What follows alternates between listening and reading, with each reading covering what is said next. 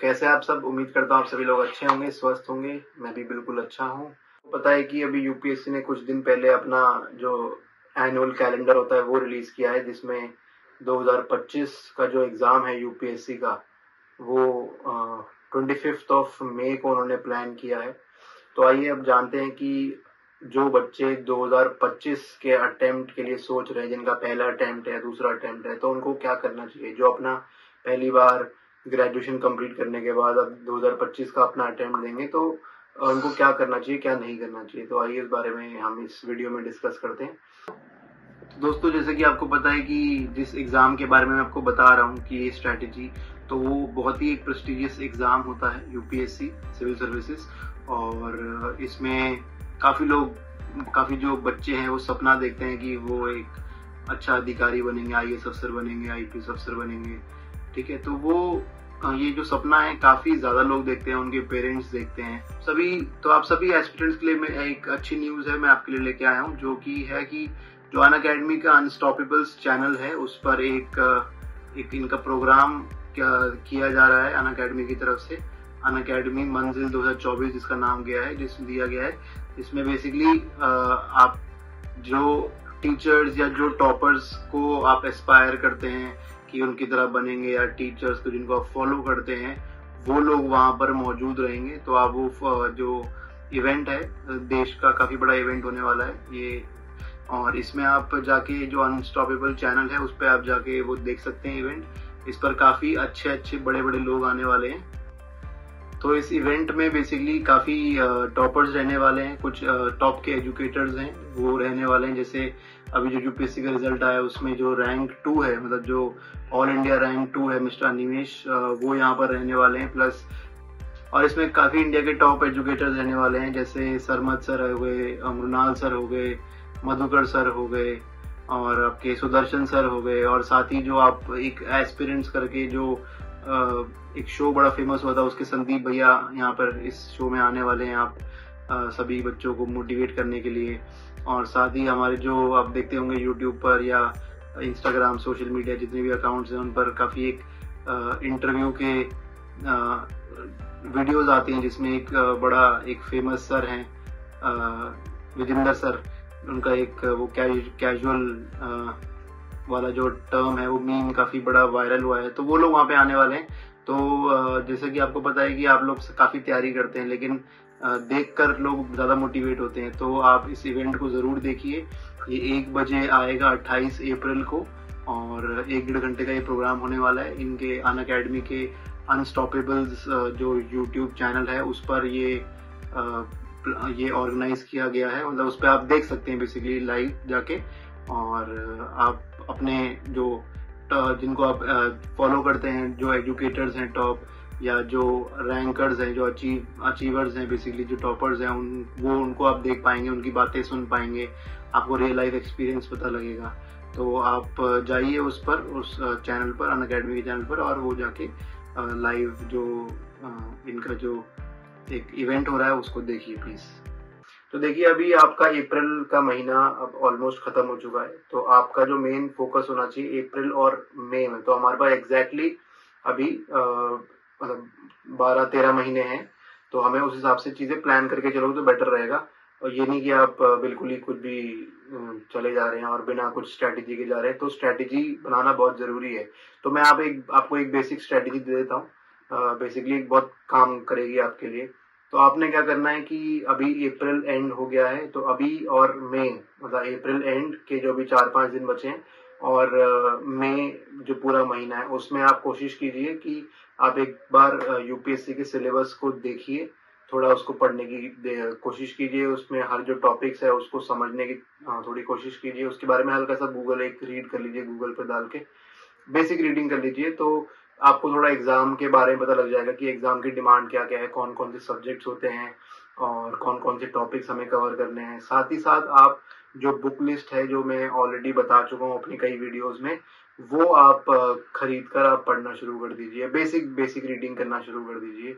और अभी से आप जो न्यूज़पेपर है वो एक लगा लीजिए, चाहे वो हिंदू हो, चाहे वो ये जो दूसरा इंडियन एक्सप्रेस है, आप वो ले सकते हैं। दोनों में से कोई एक लीजिए, दोनों लेने की जरूरत नहीं है, कोई एक लीजिए।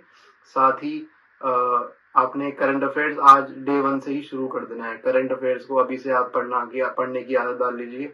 आपको न्यूज़पेपर रीडिंग में अराउंड 1 घंटा 1.5 घंटा लगेगा इनिशियली, बट जैसे ही आप ग्रेजुअली मूव करेंगे तो आपको आदत पड़ जाएगी, आपको पता लग जाएगा कि क्या क्या चीज़ें इंपॉर्टेंट है, क्या क्या चीज़ें इंपॉर्टेंट नहीं है। तो उस हिसाब से आपका जो न्यूज़पेपर रीडिंग का टाइम है वो रिड्यूस हो जाएगा। प्लस मैं डेली के करंट अफेयर्स डालता ही हूँ, और वो जो करंट अफेयर्स है वो आप डेली फॉलो कर सकते हैं। मेरा व्हाट्सएप चैनल मैं आपको डिस्क्रिप्शन बॉक्स में दिखा दूंगा, और टेलीग्राम पर भी है, और जो इंस्टाग्राम का चैनल है उस पर भी मैं डेली करंट अफेयर्स डालता हूँ। तो वो आपको बहुत ही ज़्यादा हेल्प करेंगे अपने करंट अफेयर्स की प्रिपरेशन में। तो आपने स्टार्ट करना है डे 1 से। जैसे सपोज आज शुरू करते हैं तो करंट अफेयर्स आपने स्टार्टिंग से पढ़ना शुरू कर देना है, जिसमें आप एक न्यूज़पेपर लेंगे, कोई भी द हिंदू या द इंडियन एक्सप्रेस, कोई भी एक, उसको आप पढ़ेंगे। साथ ही जो मेरे दिए गए डेली के करंट अफेयर्स के नोट्स होते हैं वो मैं बहुत ही क्रिस्प फॉर्म में देता हूँ, ताकि आपके लिए पढ़ने में इजी रहे, आप वो फॉलो करेंगे। साथ ही आप जो बुक्स लेके आएंगे, जो मैंने डिस्क्रिप्शन बॉक्स में मैं उसका वीडियो का लिंक भी शेयर कर दूंगा, प्लस बुक लिस्ट भी शेयर कर दूंगा, आपके लिए काफी बेनिफिशियल रहेगा। वही बुक्स खरीदिए, उसके अलावा कोई और फालतू बुक्स खरीदने की जरूरत नहीं है। ठीक है, अभी आप पहले ये करके और अब ये करना शुरू कर दीजिए। फिर आपने क्या करना है कि मई ऑनवर्ड, जैसे अभी तो 5-6 दिन है, आप थोड़ा टॉपिक समझ लीजिए। करंट अफेयर्स आपने अभी से पढ़ना शुरू कर देना है। उसके बाद मई मिड ऑनवर्ड्स आपने जो 2 सब्जेक्ट उठाने कोई भी, ठीक है, चाहे आप उसे पॉलिटी से शुरू कर लो, पॉलिटी ले लीजिए, और आप ज्योग्राफी ले लीजिए। आपने बेसिक 2 सब्जेक्ट उठाने हैं कोई भी। तो आप सब्जेक्ट की लिस्ट बनाइए। जैसे हमारे पास सब्जेक्ट्स कौन कौन से हैं, एक पॉलिटी होता है, एक इकोनॉमिक्स है, एक ज्योग्राफी है, एक आपका हिस्ट्री है। हिस्ट्री भी 3 में डिवाइडेड है, एक एशियन मिडीवल और आपका जो आफ्टर इंडिपेंडेंस है। ठीक है, और एक 3 चीजें ये हो गई, हिस्ट्री, पॉलिटी, इकोनॉमी, ज्योग्राफी, और ये इन्वायरमेंट हो गया आपका। और अभी रुकिए, होल्ड कर। जैसे आपका इकोनॉमिक्स हो गया, आपका पॉलिटी हो गया, आपका ज्योग्राफी हो गया, आपका इन्वायरमेंट हो गया, आपका हिस्ट्री हो गया। हिस्ट्री भी आपका एशियंट, मिडीवियल और आपका मॉडर्न इंडिया में डिवाइडेड है। और आपका एक साइंस एंड टेक्नोलॉजी हो गया। साइंस एंड टेक्नोलॉजी तो मोस्टली क्वेश्चंस आपके करंट अफेयर्स के बेसिस पर ही आते हैं। तो ये आपने सब्जेक्ट अपने प्लान कर लीजिए। अब सब्जेक्ट आप कोई भी 2 उठा लीजिए। सपोज आपने उठा लिया पॉलिटी, उठा लिया, साथ में आपने इकोनॉमिक्स उठा लिया, तो उसको आप कोशिश कीजिए कि 2 महीने में उस पर फोकस कीजिए। और आप डेली का इनिशियली आप 4 या 5 घंटे से शुरुआत करते करते आप ग्रेजुअली उसको स्पीड बढ़ाएंगे, और अपना जो टाइम है वो 8, 9, 10 घंटे पे ले जाएंगे। उससे ज़्यादा आपको नहीं करना है। तो अभी आप लोग कोशिश कीजिए कि जो अभी शुरू कर रहे हैं अपनी प्रिपरेशन, वो 4-5 घंटे से शुरू करें, और धीरे धीरे ओवर द टाइम आप उसको अपनी जो पढ़ाई का टाइम है उसको बढ़ाइए। ठीक है, तो आपने 2 सब्जेक्ट उठाने हैं कोई भी।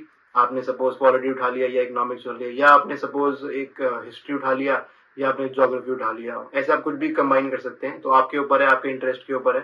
तो आप उसको उठाइए 2 महीना। सपोज आप मिड में से उठा रहे हैं उस सब्जेक्ट को, तो 2 महीना मतलब मिड से आप मिड में से मिड जून, मिड जुलाई तक आप जो 2 सब्जेक्ट्स हैं उसको आप पढ़ना शुरू करो। 4-5 घंटे 6 घंटे दे दीजिए उनको। तो उसको डिवाइड कर लो आप कि मैं 2 घंटे एक पॉलिटी को दूंगा, 2 घंटे आप उसको इकोनॉमिक्स को दूंगा। ठीक है, आपके 4 घंटे ये हो गए। आपका इनिशियल जो आपका दिन शुरू होगा उसमें 1-1.25 घंटा आपको लगेगा न्यूज़पेपर पढ़ने में, 2 घंटे इसके हो गए, टोटल 5 घंटे हो गए। फिर आप हफ्ते में 2 दिन कोशिश कीजिए कि आपका जो ऑप्शनल सब्जेक्ट है उसको प्रॉपरली सिलेक्ट करके आप उसको भी हफ्ते में 2 दिन आप दे सकते हैं। ठीक है ना, इनिशियली आप हफ्ते में 2 दिन दीजिए उस सब्जेक्ट को। तो आपने क्या करना है, एक टाइम टेबल बनाना है वीकली। 2 महीने के लिए आपने 2 सब्जेक्ट उठाने हैं, उन्हीं को रेगुलरली पढ़ते रहना है आपने। कभी आपने पॉलिटी और सपोज इकोनॉमिक्स उठाया तो वो 2 महीने तक आप उसको पढ़ते रहेंगे, साथ में आप करंट अफेयर्स करते जा रहे हैं। और हफ्ते में 2 दिन आप कोई भी एक जो आप ऑप्शन सब्जेक्ट सिलेक्ट करेंगे उसको आप 3-4 घंटे दे दीजिए। तो ये आपका मिड जून, मतलब मिड जुलाई तक आपका 2 सब्जेक्ट्स आपका 50% तक कवर होने के चांसेस होते हैं। ठीक है, अगर आप ढंग से पढ़ रहे हैं, अगर आप डेली के 2-2.5 घंटा एक सब्जेक्ट को दे रहे हैं, तो आप मान के चलिए कि आपका 2 महीने में वो 50-60% जो है सिलेबस कंप्लीट हो जाना चाहिए मेरे हिसाब से। तो मैं भी अगर फ्रेशर जब अपने आप को देखता हूँ तो मुझे भी लगता है कि 50% आपका सिलेबस, जो बुक का सिलेबस है बेसिकली, वो आपका कवर हो जाना चाहिए। तो उसके बाद आपने क्या करना है, फिर नेक्स्ट 2 महीने आपने कोई और सब्जेक्ट उठाने हैं। ठीक है। उसके बाद आपका मिड जुलाई से आप ले लिए मिड अगस्त, मिड सितंबर तक आपके दो नए सब्जेक्ट, जैसे सपोज आपका पॉलिटिक इकोनॉमिक्स आप कर चुके हैं, सेकंड आप करेंगे इन्वायरमेंट कर लीजिए और साथ में हिस्ट्री कर लीजिए। तो 2 महीने में आप, वही मैंने आपको बताया कि अब उस टाइम पे आप 4-5 घंटे पढ़ रहे थे, तो यहाँ पे आप उस टाइम को तब तक आपका इंक्रीज भी हो जाएगा, आपको 6-7 घंटे आप दे रहे होंगे। तो आप फिर उसको टाइम डिवाइड करते करते 2 महीने आप उसका, उसमें भी 50% आपका जो सिलेबस है वो कंप्लीट हो जाएगा। तो मिड सितंबर तक आपका 4 सब्जेक्ट्स के 50% सिलेबस कंप्लीट हो जाएगा। तो सितंबर के बाद आपका आएगा अक्टूबर नवंबर तक आप क्या करेंगे, साइंस ले लीजिए, और आपका जो दूसरा सब्जेक्ट बचा है, इन्वायरमेंट बचा है, या आपका दूसरा जो भी बचा है, आप जो कॉम्बिनेशन बनाएंगे उसके हिसाब से आप 2-2 महीने का उसका शेड्यूल बना लीजिए। ठीक है, ये आपका अक्टूबर नवंबर तक आपका जो है जो मेन सब्जेक्ट्स हैं उसका आपका मेजर पोर्शन कवर हो जाएगा। फिर आपने जो ऑप्शनल सब्जेक्ट सिलेक्ट करेंगे, तो उसको आप इनिशियली, जो मैंने आपको बताया कि 2 महीने जो मिड मई से मिड जुलाई तक है, वो आप हफ्ते में 2 दिन देंगे उसको, सब्जेक्ट को, ऑप्शनल सब्जेक्ट को। 2 महीने बाद, मतलब मिड जुलाई के बाद मिड अगस्त मिड सितंबर तक आप उस हफ्ते के 2 दिन को हफ्ते के 4 दिन कर देंगे। ठीक है, और उसके बाद नेक्स्ट 2 महीना जो आएगा, नेक्स्ट मतलब आपका मान लिया अगस्त मिड सितंबर मिड अक्टूबर मिड नवंबर में आपके वो 4 दिन में से आपका हफ्ते में 5 दिन हो जाना चाहिए। और उसमें भी आपका मतलब हफ्ते में 5 दिन अगर आप दे रहे हैं तो 2-2 घंटे दे सकते हैं, कोई दिक्कत नहीं है। क्योंकि होगा क्या, मैं आपको अभी इसलिए बोल रहा हूँ अभी ऑप्शन पढ़ने के लिए, क्योंकि जैसे ही आपका जनवरी फरवरी आ जाएगा, आप बिल्कुल ही प्रीलिम्स के मोड में आ जाएंगे, तो उस टाइम पे आप अपने ऑप्शन पे ढंग से ध्यान नहीं दे पाएंगे। तो हमारी जो कोशिश रहेगी कि आपका जो अक्टूबर नवंबर तक है वो आपका ऑप्शन सब्जेक्ट जो है बिल्कुल ही कवर हो जाए, आपको उसमें कोई बाद में दिक्कत ना आए। तो ऑप्शन सब्जेक्ट की स्ट्रेटेजी ये रहेगी कि आपने स्टार्टिंग के अभी 2 मिनट में मिड जून तक आपने मिड जुलाई तक आपने हफ्ते में 2 दिन देना है उस सब्जेक्ट को। फिर नेक्स्ट 2 महीने आपने हफ्ते में 4 दिन देना है। फिर नेक्स्ट 2 महीने आपने हफ्ते में 4 या 5 दिन देना है, और अपना टाइम लिमिट बढ़ाते जाना है। तो आपके जीएस के सब्जेक्ट्स भी कवर हो रहे हैं, ऑप्शनल सब्जेक्ट्स भी कवर हो रहे हैं, और आप डेली जो न्यूज़पेपर पढ़ रहे हैं वो तो आप पढ़ ही रहे हैं, आप करंट अफेयर्स भी कवर हो रहे हैं। फिर आपने क्या करना है, जैसे ही आपका अक्टूबर नवंबर आ गया, अक्टूबर नवंबर के बाद आपने जो आपने पढ़ा है उसका आगे कंटिन्यूशन कीजिए। जो मेन सब्जेक्ट, जैसे पॉलिटी मेन सब्जेक्ट है, इकोनॉमिक्स मेन सब्जेक्ट है, ठीक है, और आपका इन्वायरमेंट जो है वो मेन सब्जेक्ट है, हिस्ट्री मेन सब्जेक्ट है। तो आप उस पर आप थोड़ा ज्यादा ध्यान देते देते आप टाइम बढ़ाएंगे अपना, और जो आपका 50% सिलेबस कंप्लीट हुआ है उसको आप बढ़ाने की कोशिश करेंगे। आप मान के चलिए कि आपका जो मिड अक्टूबर मिड नवंबर है, तब तक आपका जो सिलेबस है मोटा मोटा कवर हो चुका होगा, मतलब हो रहा होगा, और आपका जो ऑप्शनल है वो भी कवर हो रहा है। ठीक है ना, ऑप्शनल का आपका मेजर पोर्शन कवर हो जाएगा मिड अक्टूबर मिड नवंबर तक, और जीएस का भी मेजर पोर्शन आपका कवर हो जाएगा मिड अक्टूबर मिड नवंबर तक। आपने उसके बाद क्या करना है, आंसर राइटिंग की प्रैक्टिस करनी है। तो आप लोग डेली आंसर राइटिंग की प्रैक्टिस कर सकते हैं। डेली आपने 2 क्वेश्चन सॉल्व कर लीजिए, 2 ऑप्शन के ले लीजिए और 2 आपने जीएस की उठा लीजिए। ठीक है, तो आपने डेली के 4 क्वेश्चन सॉल्व करने हैं। आपको टाइम कितना लगेगा, आप देखिए, जो यूपीएससी का एग्जाम है उसमें अराउंड आपको मिलता है 8 से 9 मिनट एक क्वेश्चन के लिए। ठीक है, तो अगर आप मान के चलें कि आप इनिशियल फेज में हैं, तो आपको लगेंगे करीब 13-14 मिनट, 15 मिनट लगेंगे मोटा मोटा। तो 15 इंटू 4 क्वेश्चन, मतलब आपके मोटा मोटा 1 घंटा आंसर राइटिंग में जा रहा है इनिशियल फेज में। तो आप मिड अक्टूबर ऑनवर्ड्स आप कोशिश कीजिए कि आंसर राइटिंग की प्रैक्टिस करना शुरू कर दीजिए, ऑप्शनल के लिए भी और जीएस के लिए भी। भले ही आप दिन के सिर्फ 4 क्वेश्चन कर रहे हैं, 2 ऑप्शनल के लिए और 2 आपके जीएस के लिए, या आप ये भी कर सकते हैं कि आप एक ऑप्शन का कर सकते हैं, 2-3 आप उसका कर सकते हैं जीएस का। तो यहाँ से आप आंसर राइटिंग की प्रैक्टिस करना शुरू कर दीजिए, और इसको आप मिड मार्च तक आप इसको लीजिए, मिड मार्च या फेब एंड तक आप इसको कोशिश कीजिए कि आप आंसर राइटिंग भी करते रहें, और जैन एंड ऑनवर्ड या फरवरी स्टार्टिंग ऑनवर्ड आप प्रीलिम्स की टेस्ट सीरीज लगाना शुरू कर दीजिए, और उसको आप सॉल्व करके उसके आंसर्स देख के रिवाइज करना शुरू कर दीजिए। फिर उसके बाद आप बिल्कुल ही प्रीलिम्स मोड में आ जाएंगे, और आपको सिर्फ उस टाइम पे फिर रिवीजन करना है, टेस्ट सीरीज करनी है, और आपको करंट अफेयर्स आप डेली कर ही रहे हैं। जैन एंड या फेब स्टार्टिंग ऑनवर्ड्स आप जो आपने पढ़ा है उसको अब आप टेस्ट सीरीज के फॉर्म में उसका यूज करेंगे। आप टेस्ट सीरीज कोई भी लगा लीजिए, और टेस्ट को है जो आप देंगे, आप कोशिश कीजिए कि जैन एंड ऑनवर्ड्स या जैन मिड ऑनवर्ड्स आप टेस्ट सीरीज पर अपना ध्यान दीजिए और टेस्ट सीरीज सॉल्व करना शुरू कर दीजिए। टेस्ट सीरीज से क्या होगा, आपको पता लगेगा कि आप कहाँ पे आप लैग कर रहे हैं और कहाँ पे आपको और इम्पोर्टेंट टॉपिक्स पढ़ने की जरूरत है। तो आप टेस्ट सीरीज लगाना शुरू कर दीजिए, टेस्ट सीरीज देते रहिए और साथ में शायद आपका रिवीजन भी होता रहेगा, क्योंकि आप टेस्ट सीरीज को भी रिवाइज करेंगे। टेस्ट सीरीज के आप आंसर्स देखेंगे, आंसर्स जो है वो बुक से ही उठाए जाते हैं मोस्टली, तो आप उसको जो देखेंगे तो आपका वो जो सिलेबस है वो भी रिवाइज हो रहा है, प्लस आपके test series point of view से माइंड भी आपका खुल रहा है।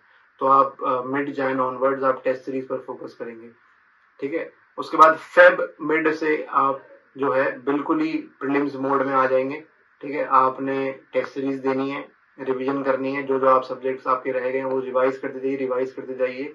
इसमें जो मेन फंडा है वो है कि हमारे पास लिमिटेड रिसोर्सेज होने चाहिए और आपके जो रिवीजन है वो मैक्सिमम होना चाहिए, ठीक है। तो आप जनवरी से आप अपना टेस्ट सीरीज लगाना शुरू कर दीजिए। फेब ऑनवर्ड्स आप बिल्कुल ही प्रीलिम्स मोड में आ जाएंगे, फेब मिड या फेब एंड ऑनवर्ड्स आप बिल्कुल ही प्रीलिम्स मोड में आ जाएंगे और आप रिवीजन पर फोकस आपका ज्यादा रहेगा, क्योंकि ज्यादा टाइम बचा नहीं है। और ऑप्शनल जो है आपका कोशिश कीजिए कि जैन मिड तक आपका ऑप्शनल सारा खत्म हो जाए, ठीक है।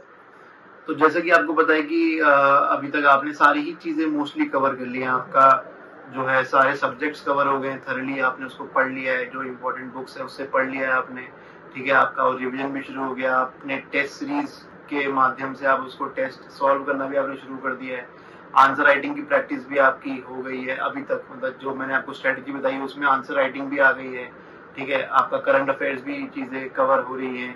तो जो मैंने आपको स्ट्रेटेजी बताई उसमें ओवरऑल जो यूपीएससी प्रिपरेशन का जो ओवरऑल जो फंडा है कि कैसे क्लियर करना है, वो सारी चीजें इसमें आ रही है। आपका आंसर राइटिंग आ रहा है, आपका करंट अफेयर्स आ रहा है, आपके सारे सब्जेक्ट्स कवर हो रहे हैं, आपका टेस्ट सीरीज आ रही है और आपके रिविजन आ रहे हैं। तो आई होप कि ये जो स्ट्रेटेजी है ये आपके काम आए, और अगर आपको लगता है कि फिर भी कुछ रह गया है तो आप अगर कोई डाउट है तो आप कमेंट सेक्शन पे लिख सकते हैं और मैं कोशिश करूंगा उन आपकी जो कमेंट्स हैं उसके जो आपके क्वेश्चंस हैं उनको मैं उसको नेक्स्ट वीडियो में आंसर करने की। बट मेरे हिसाब से ये स्ट्रेटेजी है बिल्कुल ही होलिस्टिक स्ट्रेटेजी है और आपका ओवरऑल जो प्रिपरेशन है उसमें आपकी हेल्प करेगी। Thank you.